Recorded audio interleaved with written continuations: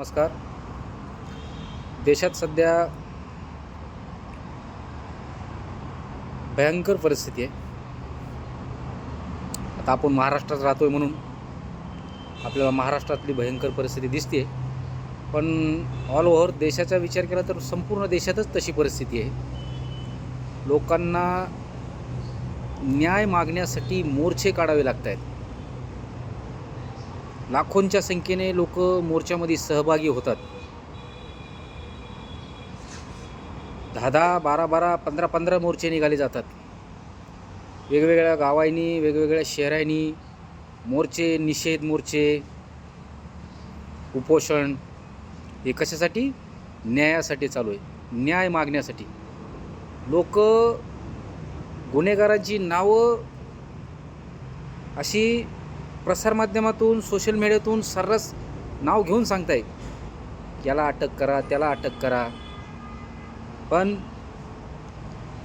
प्रशासकीय कारवाई एवढ्या संत गतीनं चालू आहे की लोकांना बोंबलण्याशिवाय पर्याय नाही. पण एक गोष्ट लक्षात ठेवा, ही परिस्थिती कुठलंही सरकार असो किंवा काहीही असो, ही निरंतर अशीच राहणार आहे. लक्षात ठेवा, तुम्हाला ही परिस्थिती चेंज करायचा, तुमच्याकडं चेंज करायची वेळ असते, पण तुम्ही त्यावेळी झोपा काढता.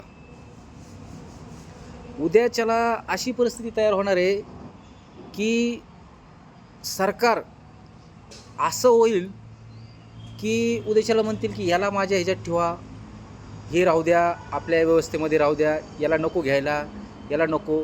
मग तुम्ही आम्ही काही राहणार नाहीत.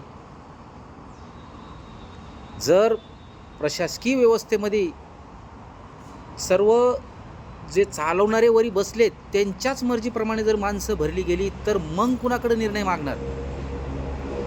आज पैसेवाल्याने एवढे विशेष तालात राहायची गरज नाही. ज्यावेळेस उद्याच्याला तुमच्या मतालाच काही किंमत राहणार नाही, त्यावेळेस शासकीय व्यवस्थेमध्ये बसलेल्यांनी तुम्हाला कुठलीही संधी दिली नाही तर तुम्ही काय करणार त्या पैशाचं घेऊन? त्याच्यामुळं एक गोष्ट लक्षात ठेवा, नेहमी लक्षात ठेवा, आत्ताच वेळ आहे, वेळ पुन्हा भेटणार नाही. अशी वेळ आणू देऊ नका की सगळी त्यांचीच माणसं आहेत, न्याय करणारे तेच आहेत, आपण कितीही ओरडा काही उपयोग होणार नाही, अशी भावना तयार होण्यापर्यंतची वेळ येऊ देऊ नका. बाबासाहेब आंबेडकरांनी घटनेमध्ये सांगितलेलं आहे आणि सांगून गेलेले जाता जाता, तुमच्या मताची जेव्हा खरी किंमत तुम्हाला कळेल त्यावेळेस मतं पैशावर विकत घ्यायला येणारा कुणीही असो, तो त्याच्या एवढा लाचार आणि काय म्हणतात त्याला,